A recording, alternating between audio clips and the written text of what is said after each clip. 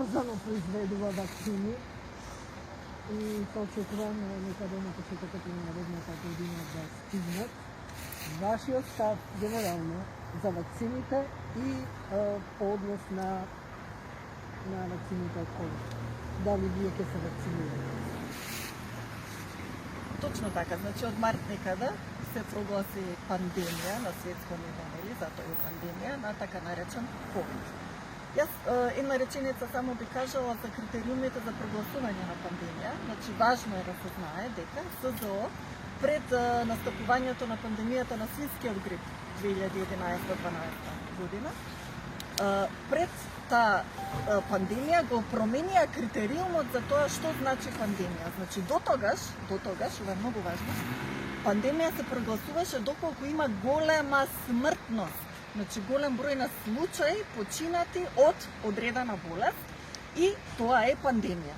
Пред настапувањето на пандемијата на свинскиот грип, тие ги променија критериумите за пандемија и рекоа, пандемија е настапува тогаш кога ќе има голем број на заболени, а не на смртни случаи. Значи тоа е голема разлика.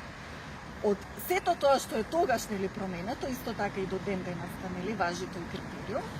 Свесни сме дека пандемија е предизвикана и се тера таа наратива дека постои пандемија заради големиот број на случаи, а не заради големиот број на смртни случаи, туку на заболени.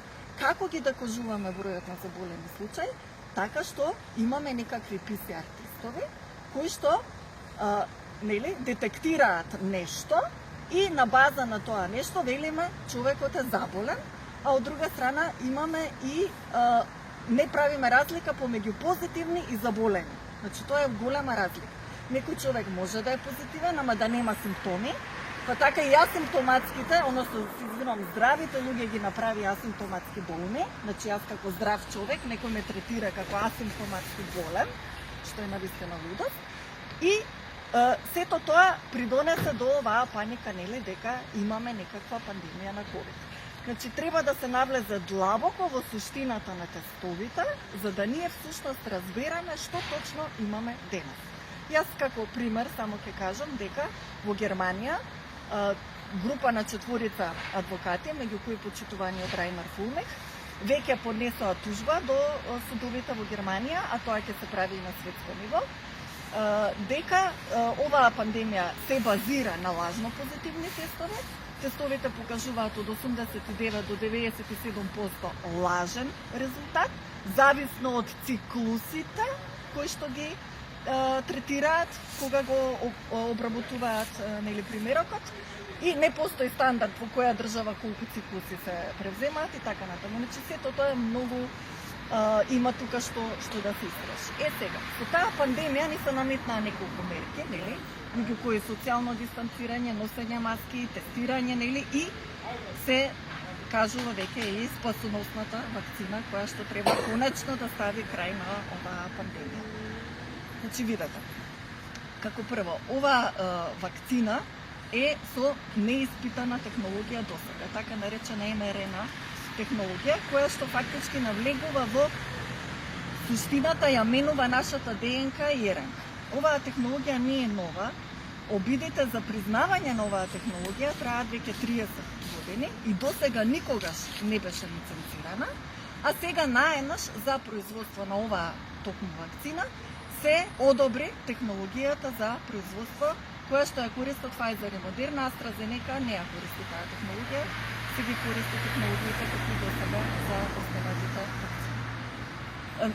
На било кој сајт, дури и на сајтот на Светскиот економски форум, ќе најдете дека за производство на една вакцина да биде безбедна, нели, потребни се околу 10 години за да дојдеме на вистина до тоа сознание дека вакцината е безбедна. Прашање и тогаш дали на вистина е безбедна. Зошто?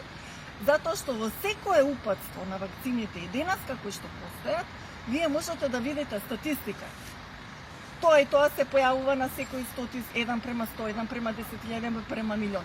Тоа се статистички утврдени во текот на тестирањето. Меѓутоа, после тоа имате штетна табела каде што стои постмаркетиншки ефекти, кои што се следат исто така, А тоа значи, откако ќе се пушти во употреба вакцината, се следат какви несакани ефекти настануваат како последица од таа вакцина. Како луѓето знаат за тие ефекти, така што се води статистика. Како се води статистика?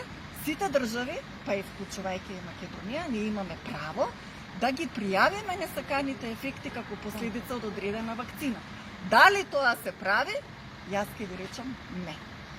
Едно е затоа што родителите малку се запознаени со тоа дека можат да пријават, па и нивните доктори не им кажуваат.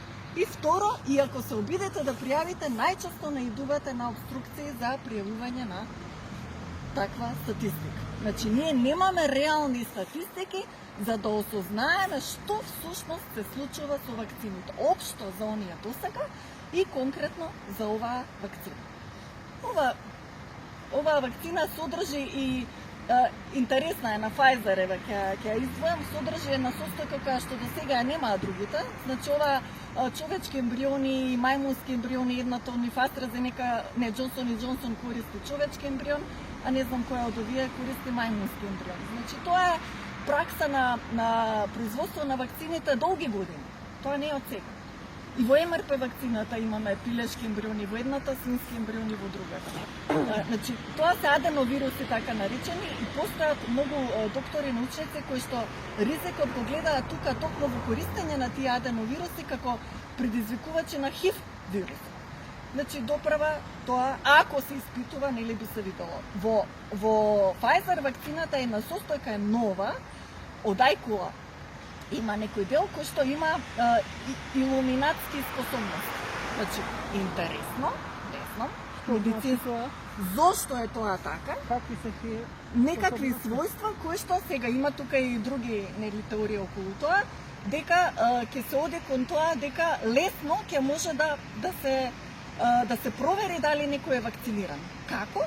Значи, доколку еве таа вакцина се прими со некакви илуминатски, еден од ензимите во неа има таква способност, дури има некои теории дека тоа е со обична апликација од телефон се проверува дали вие имате вакцината. Значи, или со друг апарат, значи не знам како ќе се оди, доколку е тоа така, нели? Така да кажете дека луѓето ќе бидат контролирани? Ќе бидат контролирани, да, значи проверка, како што сега ви проверуваат температура, начело, што не смеат.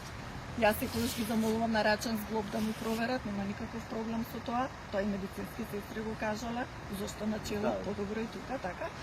Значи, да, во принцип, доколку се дојде до моментот на забрана на одредени активности, поради тоа што ја немате примено вакцината, фактички ќе дојде до проверка на тоа дали вие имате таа вакцина или во некаков документ, вакцин паспорт, например, за патување, како што е тоа веќе документ официјален на Европска унија, или пак преку некако вака што ќе ме проверува доколку навистина ева ова во Pfizer. Значи, таа состојка постои, меѓутоа намената незина, доколку е таа за да се проверува, тогаш ќе ве проверуваат дали имате вакцината. Зошто ќе проверуваат?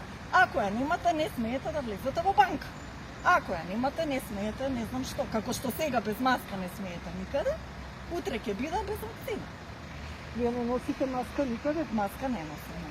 Немате ли проблеми? Зависи каде. Зависи каде. Се обидувам со луѓето да образложам, нели, зошто не носа маска. Значи, видете, не може некој да го знае моето здравје. Така, може би јас имам проблем заради кој што не смеам да носа маска едноставно.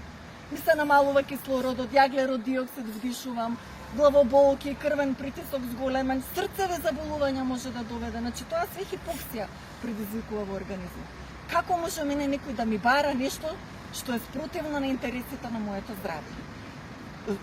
Сега ќе ми кажете, ама го загрозувам здравјето. Значи, докажете ми. Како тоа јас го загрозувам јавното здравје? Како? Докажете ми. Второ, маската не штити.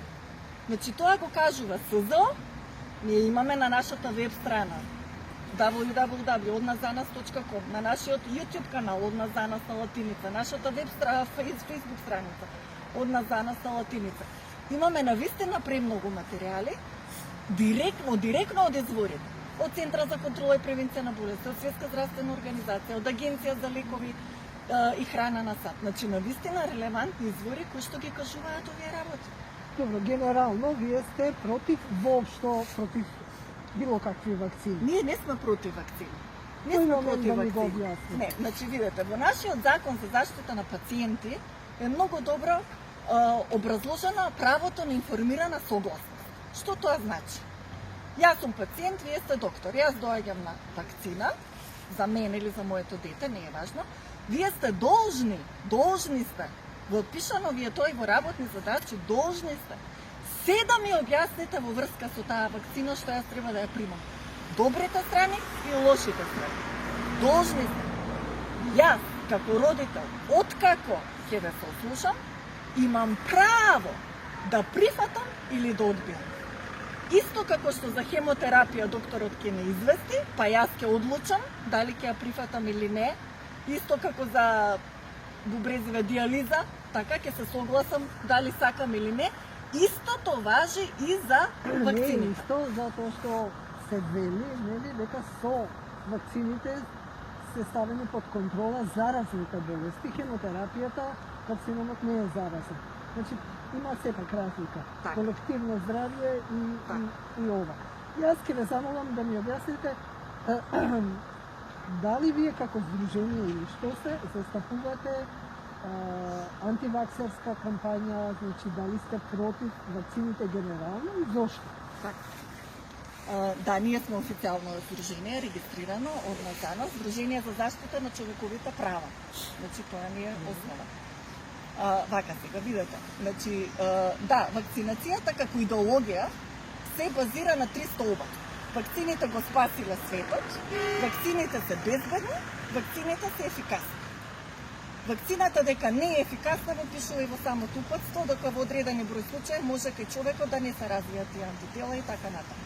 Дека вакцините не се безбедни, ева сега особено со ковид вакцината многу луѓе го кренаа својот глас против тоа, а веќе имате и судски случаи во САД, каде што се докажа, односно институциите, мислам дека СЗО беше тужена, нема фаќате за збор или Центар за контрола превенција на болести, дека тие не успеа да докажат дека вакцината е безбедна. Значи не успеа да докажат дека вакцината е безбедна. Што не се докажа дека е безбедна, постои сомневање дека не е безбедна. А баш тука ги имаме сите оние негативни ефекти во статистиките, така. Сега, доаѓаме до дали вакцините го спасиле светот, како што нели обично ни кажуваат. Видете, ако се земат статистиките пред воведувањето на вакцината, значи во учебниците по медицина вие ќе видите статистика како паѓа смртноста од морбили, например, меѓутоа тоа е од воведување на вакцината 1964 првата вакцина на Мерк. Ако ја видите статистиката пред 1964, од 1800 и некоја да речеме, има такви статистики, ние ги имаме објавено на нашата веб страница од nazanos.com и ќе видите дека смртноста паѓа за морбили, за шарла, за голема кашлица, за дифтерија. Значи, направена е споредба како смртноста паѓа. Зошто? Заради подобрување на санитетските услови. Значи, општо животот е подобрен. Санитарните и хигиенските услови се подобрени. Смртноста од овие болести е опадната. Морбили не е ни болест, туку е детска инфекција. Во моментот на воведување на вакцината 1964 првата вакцина за Мерк, смртноста од морбили била намалена за 98%. Значи, намалена смртност 98%, тогаш се воведува вакцина, од која причина, и се тера после од тоа дека вакцината го спасила светот. Во British Medical Journal од 59 година се вели вака: морбилите представуваат обична детска инфекција, која што треба да се надмине толку дена, тие се симптомите најнормално. Од 64-та се менува наративата. Значи ви треба ваш став по односно вакцините. Ми презентиравте до сега, нели, истражување или цитиравте некого. Значи, колку луѓе сте во тоа здружение и вашиот став генерално по однос на вакцина? Значи, не само нашиот Треба ли или не треба? Вашиот, да. Не само нашиот, јас гледам јавноста е веќе доволно будна, тоа многу ме радува. ковидов го разбуди народот. Ние секако за вакцините одамна зборуваме, меѓутоа јас сум навистина среќна што се случи ковид, за да народот се разбуди. Значи, нашиот став е многу едноставен. Право на избор. Никој не може да ме натера да ставам нешто во телото за кое што јас од мои причини сум истражила, не е важно.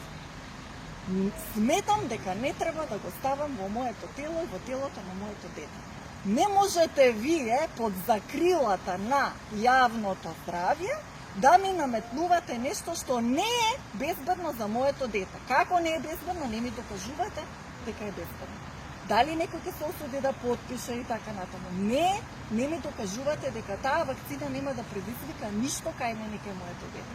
Значи, видете, се менуваат закони, многу важни закони се менуваат. Закон за заштита население од заразни болести. Многу важен закон. Некој си дозволува да предлага мерки, а парламентот си дозволува да го гласа сето тоа, без јавна дебата за мерките. Значи, не смееме така да продолжиме. Се работи за здравјето мое, ваше, на сите нас. Дајте да седнеме, тоа што сме 2 милиони, ја го гледам како предност. Малку луѓе сме, дајте да се сослушаме. Јавна дебата, да ги изложим аргументите, ако треба и вистинска една комисија друга да се направи за справување со овие мерки, па дајте да видиме каде сме, што сме. Не може вака да продолжиме со присила. Колку повеќе ме присилувате, јас толку повеќе се сомневам дека нешто не е во ред. Толку.